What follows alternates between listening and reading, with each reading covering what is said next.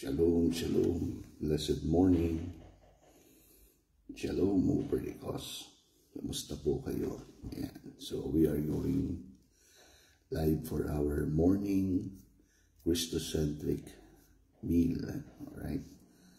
Christocentric devotion. Let's share.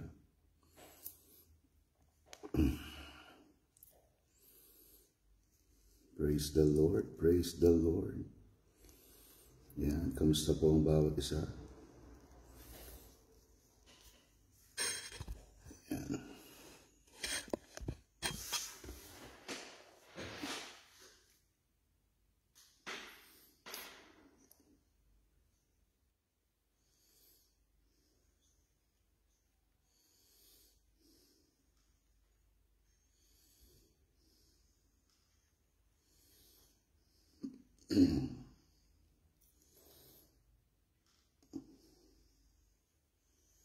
Glory to God.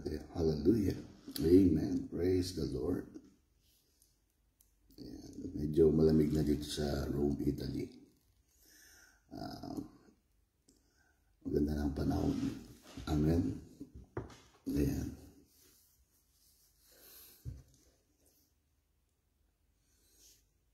Share sa ating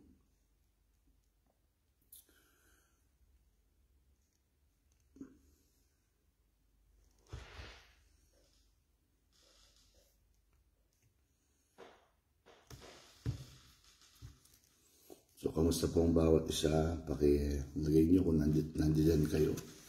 Saan kayo nanonood? And please do engage in our topic. No? Share our program and engage to our discussion. Amen. Yan, bati muna tayo. Si Kim P. Reyes, ating chaplain dyan sa San Jose, El Monte, Bulacan. Jeneline Bernardino, yan, Bruno, taga Bulacan din, no? Sa Baliwag, Bulacan. Yan, si Ana, nandyan din. Yan, praise God. Blessed morning. Ayan, so, meron tayong ilang mga kapatiran, dito nagme-message, ayan. God be the glory. So, share muna natin din sa ating WhatsApp group. So, if you have your, sa mga GC, you can share this to our friends and we will be, I will be sharing our topic about your identity, your reality in Christ. So, if you happen to, if this video happens to pass sa inyong wall, feel free to hit that blue button, no? And follow and engage in our topic. Ayan. Shalom, watching from the Philippines. Amen. Glory to God. Ayan, maraming salamat kay Sister Jeneline. Alright, ayan. So maririnig ninyo may maingay. At nag-share na sila sa ating mahina ang voice. Mahina ba ang voice ko? Ayan. So medyo ko ngayon, soft spoken. Ayan. Ayan. So lalakasan ko na lang. Ayan, malakas naman. Alright. Ayan, Tito June Ramirez from the Philippines, from Mandaluyong, Divina Gyal is here. Right. Blessed morning sa inyo, sa ating mga Bible School, sa ating Christocentric School of Ministry students. Ayan, nakasan na lang ng boses. Alright. So, magandang umaga po. Alright, so we will just go ahead sa ating study. So before we go on, alright, so baka meron pa niyong pahabol na babate. Yeah, greetings, good morning. Yeah. So sa Pilipinas, it's around 12 12:20 in the morning. Here in Rome, Italy, it's 6 in the morning, so 6:20. So we have 6 hours difference, no? Late kami ng 6 hours. So we are going to continue in our lesson about your identity, your reality in Christ. Actually, I am doing an exegesis on the book of Ephesians. So if you want to get a series of lesson, just go back sa ating mga nakaraang mga araw, no? For our lesson. Ayan. So, yan. Alright. So, yan.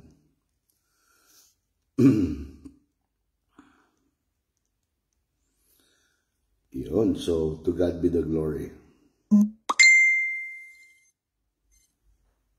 Yan. Yan. Diyan na rin si J. Brazil. Praise the Lord. Yeah, yes. Sige po. Please do so. Tag your friends. Tag your not so good friend. Tag everybody. Amen. Yan. So, pwede niyo pong itag ang inyong mga kaibigan. Yan. At mga kakilala. No? So, please do so. Tag them. Para sa pagsasalo-salo natin sa Christocentric breakfast. So, sa inyo, Christocentric meal, tanghalian na dyan sa Pilipinas. So, to God be the glory. Sa America, it's evening, right? Around, depende. No? Could be around 9 in the evening, right? Or 12 in the evening, depende po sa kung saang lugar. Amen. Praise the Lord. Praise the Lord. Hallelujah. So, babasahin ko muna ang ating text. Ayan, si Liz Santa Maria is also watching. Right. Share our video. And don't forget to engage in the cause of our program. Amen. To God be the glory. Amen. Hallelujah. So, I'll just read Ephesians 2. Amen. So, let's go. Amen. Ayan, si Reynold Villalon, si Pastor Reynold, yan, is here with us. Okay? So, if you have your Bible, okay, get your Bible, get your pen and your notebook. So, we will go. Amen. And study together.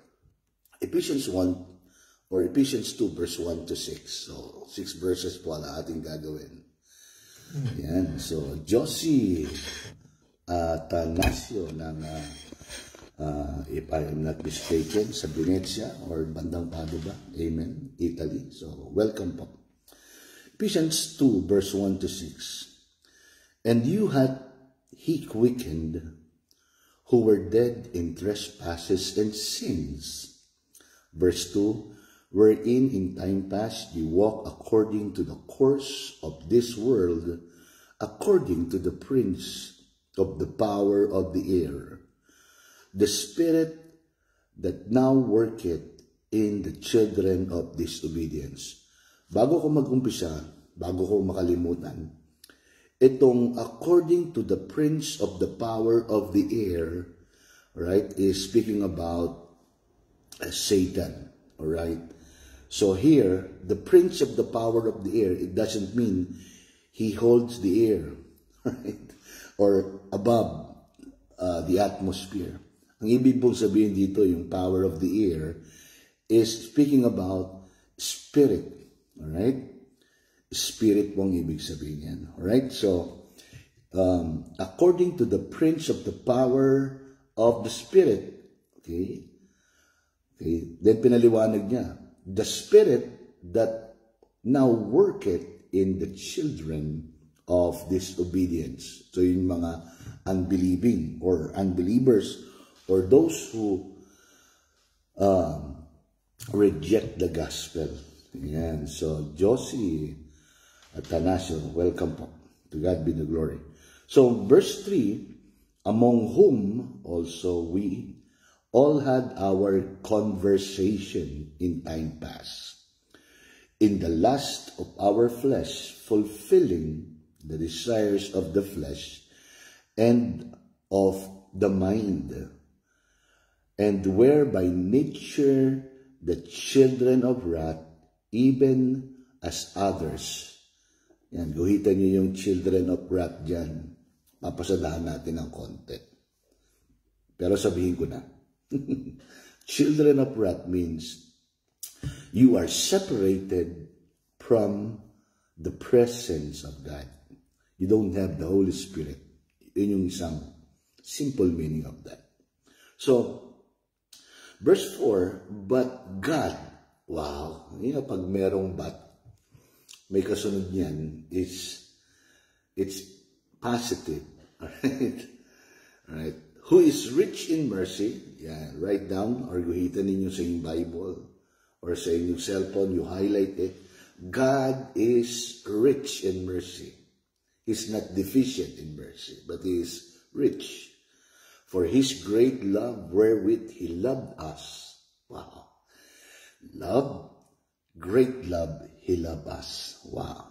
Verse 5, even when we were dead in sins, hath quickened us together with Christ. Highlight that on your Bible. Yan.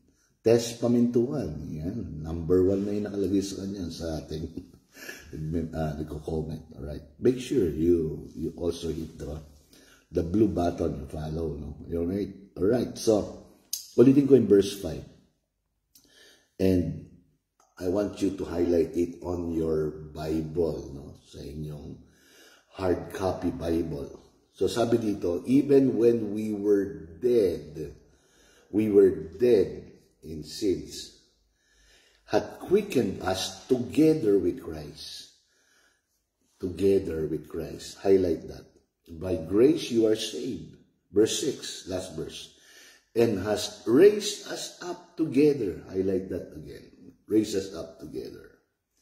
And made us sit together in the heavenly places in Christ Jesus. You know, in the original, if you have your good Bible, heavenly places, the places there is not there. It is there but not there. You know, heavenly, the word places is not in the original. Yeah. Good morning po. Alright, so let's exegete our lesson. Okay?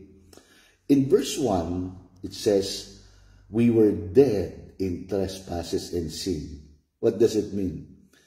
We are existing, we have natural life. We are existing in this world, but spiritually we are dead because of sin. We are alien, we are separated, we have rejected, or we don't have Christ, we don't have the Holy Spirit, because the Holy Spirit gives life, the true life to the believer. Right? Yung word na dead, the word dead there is the Greek word nekros, where you get necrological, right? If there is a, deceased person, pag mayroong patay, kaburol, right? Nasa lamay. So this means we were dead in trespasses and sin. It means we were separated, or we are without the life of the Holy Spirit. So Paul is not speaking physical death here. Hindi yon yung sinasabi ni Paul. Paul is speaking about our spiritual separation from God because of sin. You know, we were, ibig sabihin, in time past, before we received Christ, before we believed the gospel, we were dead. We are alive, but we were dead. Amen? Lagay niyo dyan, we were dead because of sin. Hindi I am dead. We were. If you are a believer, that's your former identity. Okay, our identity before, spiritually dead, powerless to save ourselves. That's why we need the gospel. Amen? That's why the gospel is the power of God unto salvation. Amen? So, verse 2. In time past, we walk of the believer, right? In time past, in verse 2, we were in time past walk according to the course of this world. It means that our past walk, okay, we walk as unbelieving or unbeliever. The walk here is so important. It speaks about lifestyle. It speaks about conduct. Our former lifestyle, our former conduct, the Greek word of walk is peripateo. It means your lifestyle, your conduct, your behavior. Okay? That's why I love to say nature is different from behavior. So that's our lifestyle, our conduct, because we don't have the nature of God.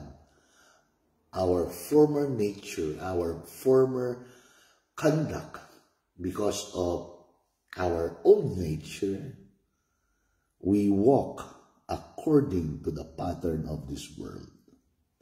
So, we once followed the course of this world. The world here is not the English world na the globe or the earth. Okay?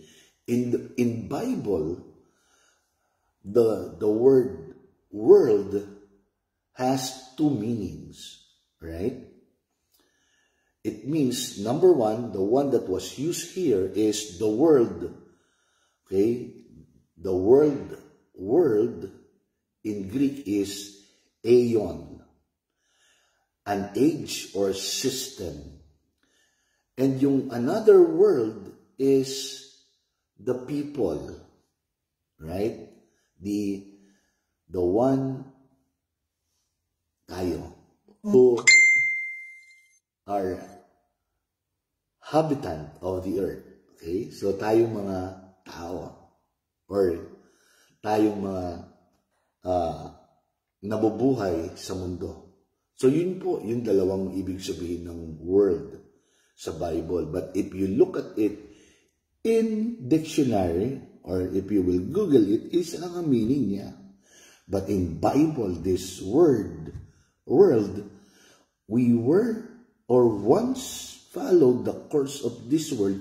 We follow the course of this aeon, the age and the system, the worldly system, under the rule of the devil. That's why, if you will read 2 Corinthians 4 verse 4, the God of this world, the God of this aeon, the God of this system, the God of this age, the God of this worldly system, it's speaking about the devil. Kanina, nabanggit ko, the air is, the Greek word is spirit, right? So, he is the God or prince of the power of the spirit who works to those who are unbelieving. Welcome po, Pastor Dan or Donna. So, we once, in verse 2, we once followed the course or the aeon, the system of this world. But now, reality, our reality now before Christ, our reality before our new reality in Christ, or our new identity in Christ. Listen, before Christ, we were enslaved, we were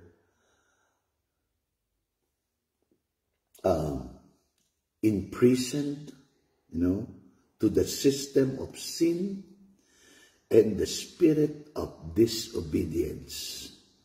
That's why, eto yung kasalanan ni Adam. Right? Disobedience, he rejected the tree of life. And the tree of life in the book of Genesis is not a natural tree. But Moses uses a symbol as his mode of communication. DJ Tusong, good morning and blessed morning sa lahat ng ating mga motor riders. Yan, ating Marshall. Please do share our live stream. Chaplain, sir. Alright, so naintindihan niyo ba po ako? Dito sa ating pag-aaral, can I hear you say, Amen? Alright? So I would like you to put kung ano yung naintindihan ninyo dito sa aking binabanggit. So we were once under the dominion, the rule, and reign of darkness. The spirit of disobedience. Yun yung meron tayo dati. Now, we go to verse 3. Alright? Verse 3. Amen. Verse 3, it says, by nature, we are by nature children of wrath. Yan. So, sobrang lakas ng ulan. Wala yung signal. So, that's okay lang po. And I declare, everyone, you are safe, secured, and divinely protected. No harm will come upon you. Yan. Chaplain Richard Inocencio Maglaki, glory to God. So please do share our live stream. It's so Christocentric. That's why it's a Christocentric meal. Morning breakfast. In my part. In your part, sa Pilipinas, it's a morning or afternoon meal or lunch. So, Christocentric meal. In verse 3, by nature we are children of wrath. It means, it doesn't mean that God is angry about us. It means we were under judgment, deserving, or we were separated, not by individual acts, but by fallen identity in Adam. That's why, when a child, yung bagong panganak, listen to me carefully, and you can search. Yung bagong panganak na bata, that child is innocent. That child is clean until the time na magkaroon siya ng understanding about what is the tree of the knowledge of good and evil and about the tree of life or the system of the world and the gospel. Amen? Until the time, pwede siyang mamili. Yan. Christina Macol, thank you so much for joining. Yan, lunch na po sa Pinas. Yeah, have a good lunch and enjoy your meal as we enjoy our Christocentric morning breakfast or meal in the Philippines. So here, we were once walk and we were once by nature children of wrath. Ayan. From Region 6, Ricky Yamoyam. Chaplain Ricky. Salute you, sir. Ayan. So, please do share. Tuloy po natin. So, mamaya ko na kayo babatiin para matapos natin. So, we have 20 minutes na yata. Nag-umpisa. Alright. So, this shows our old identity, our old reality in Adam is condemned and guilty. We were guilty of sins. We are in that position of condemnation. Good morning, Amore. And my wife is also watching. And I know she's preparing to go to work. You are blessed, Amore. Blessed morning. And you are blessed going to work. So, if you have your Bible, the reality in Adam is written in Romans 5 verse 12. It says, by one man sin entered into the world, and death by sin. That is the sin of disobedience. And because Adam disobeyed, or Adam rejected the gospel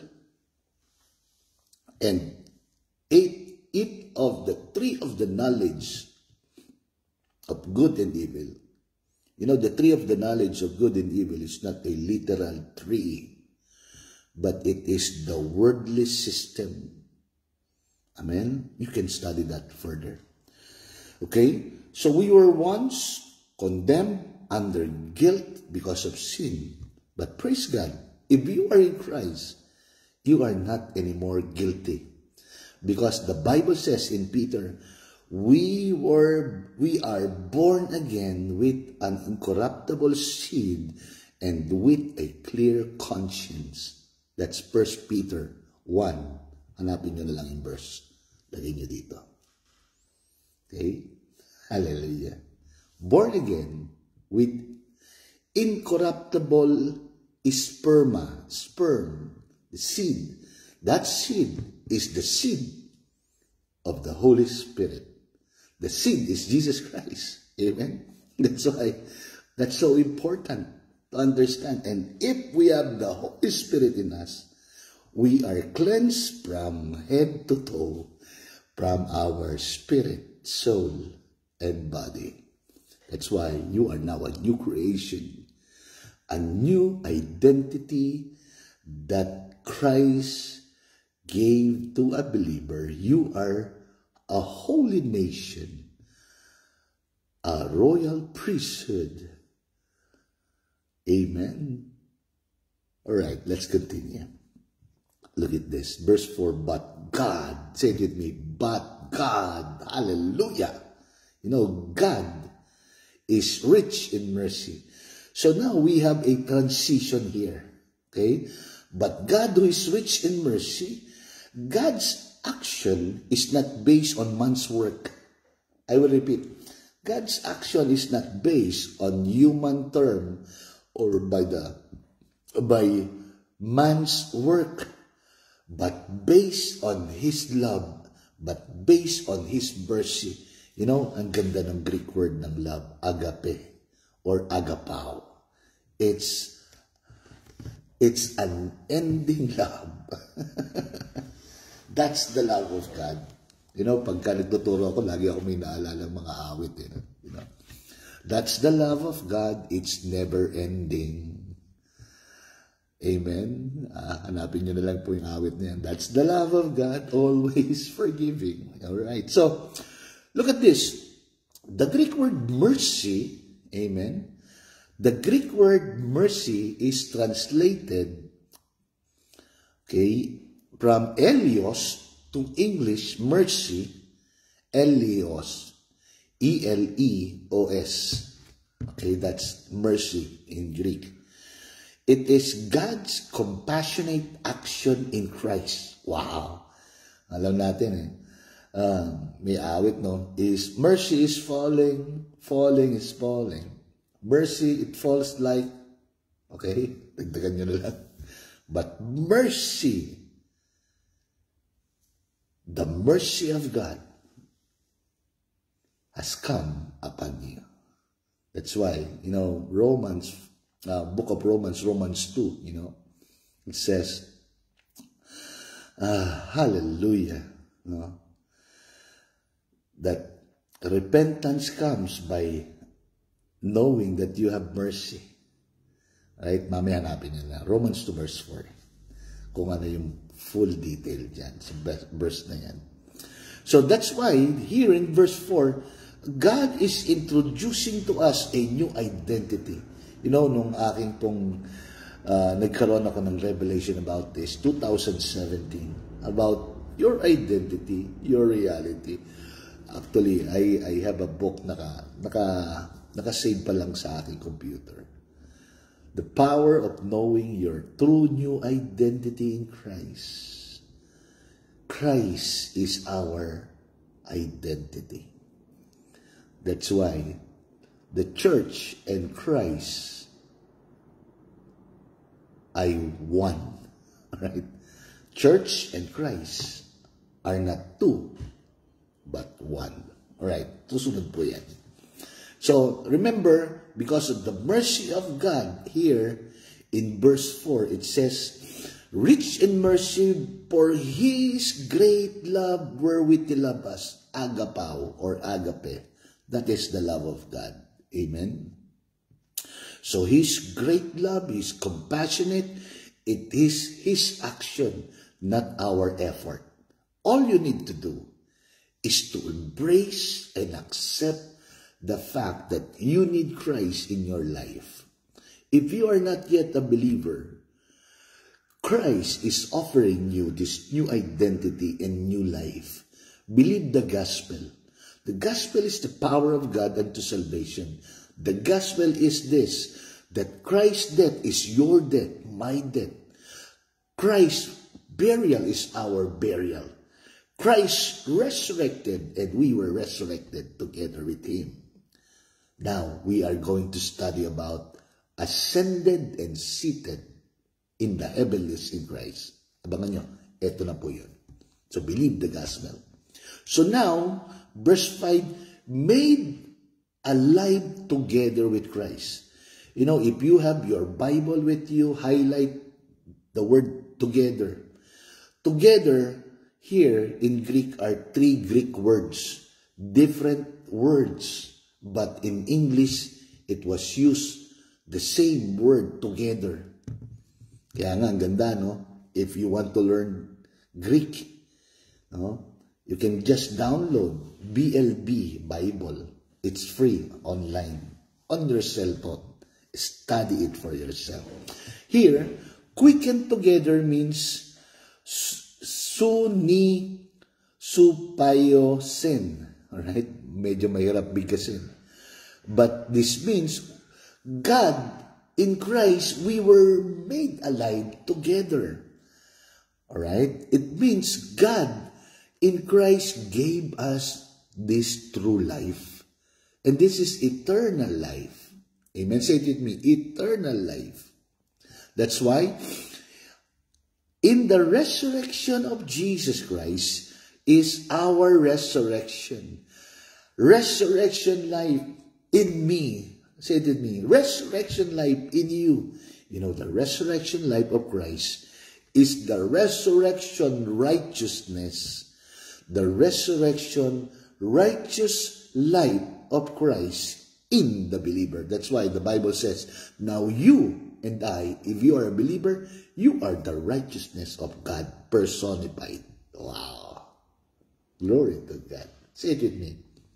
I am the righteousness of God. Because Christ is in you, you are the righteousness of God. The life of God is in you, you are the righteousness of God. You are holy, you are hagiasmos.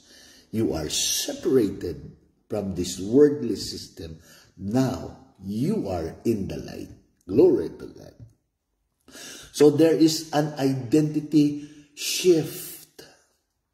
There's a change of identity. From death in sin, now alive in Christ. Look at this. From death In sin, we were transferred into life in Christ. That's why, no condemnation. Amen? Yes, sir. Region 6, Robert Ong, Chaplain Robert Ong Velasco. So, you can just follow again or review this video. Share also this video. Alright? There is now an identity shift. Merong pagbabago. From being dead, now you are alive. Amen? Say it with me, I'm alive in Christ. Say it with me, I'm alive in Christ. Glory to God. Hallelujah.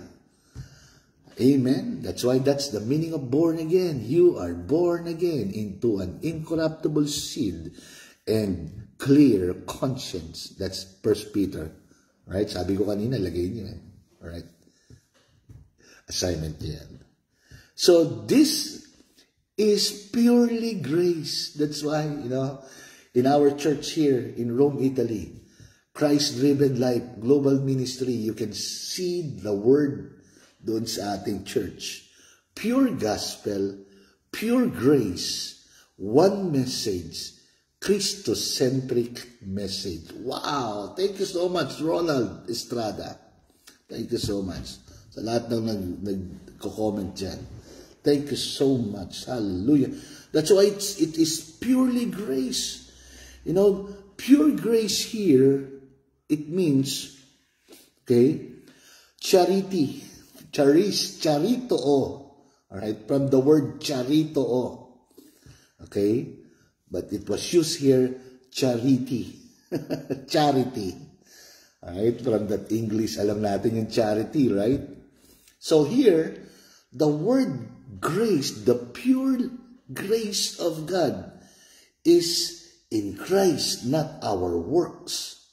When you receive Christ, you receive grace, because grace is a person, and His name is Jesus Christ. Hallelujah! Alright?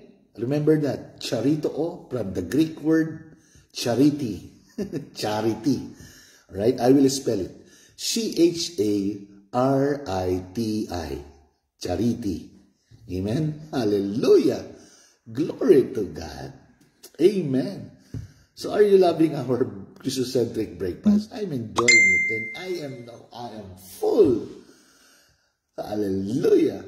Busog na ako. Pero sabi ng Panginoon, if you eat my flesh and drink my blood, you will never go hungry. You will never go thirsty, because you are supplied.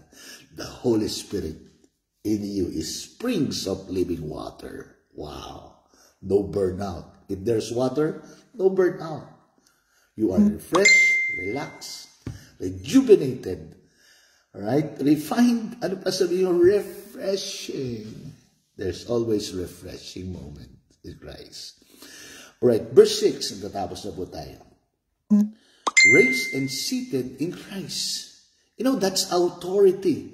I am now seated here, relaxing, enjoying. When you are sitting, you are in a position of rest. But also, the word sitting here is not just physical sitting. It emphasizes rule and authority.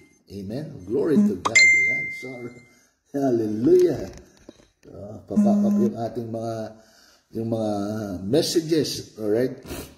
So, raise us up together, from the Greek word that was used here is sunegeren, right?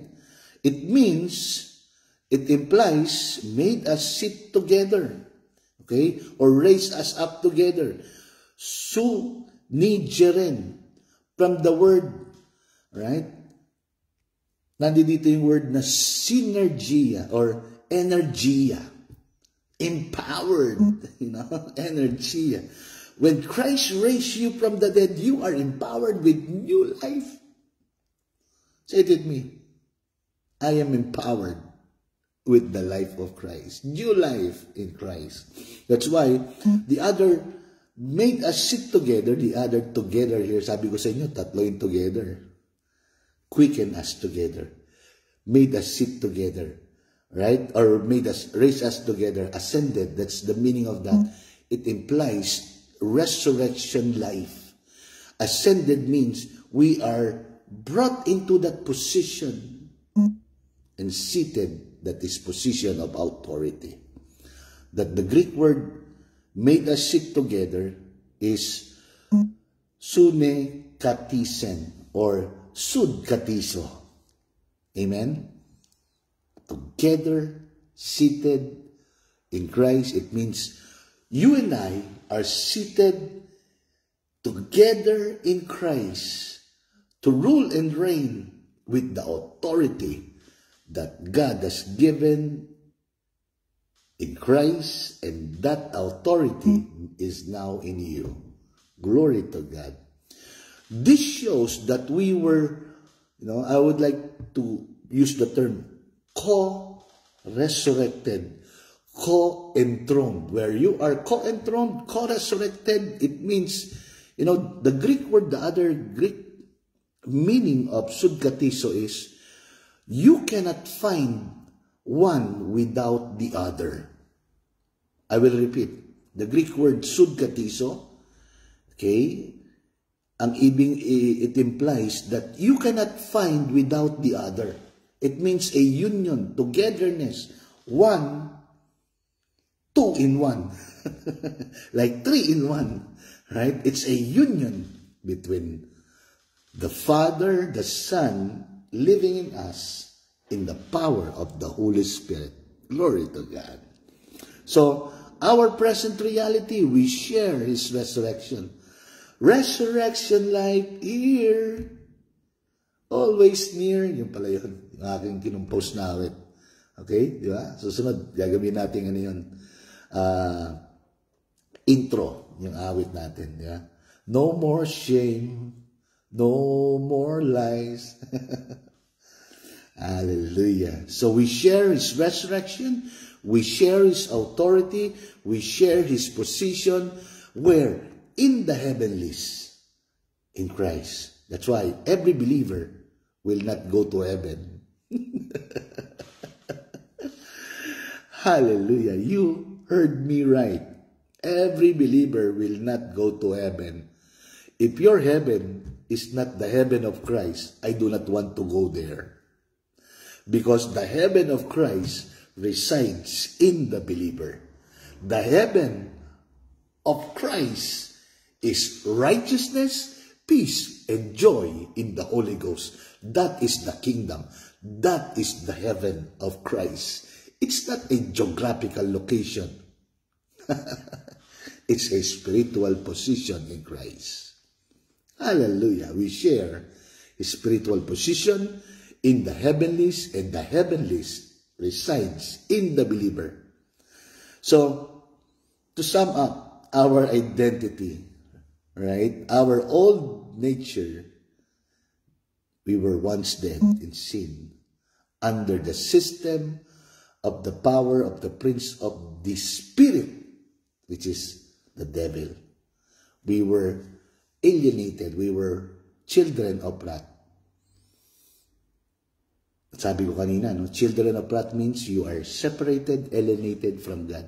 It is not the anger of God. We will study that further next time. God is not an angry God. He's the God who is rich in mercy and rich in love. He's the God of love, not the God of wrath, not the God of vengeance. He's not the God of anger. He's not the God of condemnation. That God that I know is the God of no condemnation. God is full of mercy, a God full of grace and truth, which is our Lord Jesus Christ. Glory to God. He's the God of love. That's the God that I know. Do you know Him? All right. You will answer that. So my new identity in Christ, made alive in Christ, raised with Christ, seated with Christ in the heavenlies, and now your new reality. Listen to this, your new reality. You are not trying to be alive. Don't try to be alive for Christ. You already have the life of Christ. You know, the Holy Spirit in you is life. I will repeat. The Holy Spirit in you is life. When the Holy Spirit comes upon you, you receive life, you receive baptism, you know, everything in you. All right? Complete. You are complete. You do not lack anything. That's why you don't need another anointing. You don't need anything apart from what you have already received. Everything has been given unto us. Amen? If you will read the book of Peter next time, we will exegete Peter. God has given us everything that we need for life. What you need for life is spiritual life. Has given unto us everything we need for life and godliness. Wow, life of God, godly life. Your new reality now, you are not trying to be alive. You are alive, awake, enthusiastic. All right, that's a song. I'm alive, alert, awake, enthusiastic. You are not trying to live, but you are living the God kind of life. You are not waiting to be raised. You are already raised. You are sealed. You are raised. You are seated. Amen? You are not trying to gain authority. Listen to me. You are not trying to gain authority. God has given you an authority. God has given us the mandate. I, personally, always say to sinasabi ko lagi sa akin mga student, our mandate is to reintroduce God in Christ, equipping the believer to know who you are in Christ, what you have in Christ, and what Christ can do through you. Glory to God. God needs a man like you and me. Amen. God needs you. God cannot do anything in this world without you and me. Amen. God chooses you. God choose you and me for this mandate. Alright? So, you are not trying to gain authority. God has given you authority when you are seated and placed in the heavenlies in Christ. That's a place of authority. So, for our declaration, declare it with me. Amen. Alright? Say it with me. Simple declaration. Declare this truth aloud. I declare, I am no longer dead in trespasses and sin. I am alive in Christ. I declare, I am not under the power of the world or Satan. I walk in the Spirit, and in the Spirit, I reign. I rule and reign in this life. Amen? One more thing. I declare, I am no longer a child of wrath. I am a child of God, loved with His great love, because God is rich in mercy and great love. I hope you are blessed. Alright? So sa mga nandiyan pa, still have 1 minute para kayo ay batiin. So to God be the glory. Maraming salamat sa inyo. Christina Macol, amen, our students, sa lahat po ng dito, Divina Gyag, alright, amen, Jeneline, Ronald, alright, Robert, ayan. So sa lahat pa ng manunood sa atin pong live stream, remember this. There's power in knowing your true identity. This is Bishop Don saying, Shalom Copernicus, another day, another Christocentric meal. Enjoy the goodness of life in Christ. Shalom Copernicus.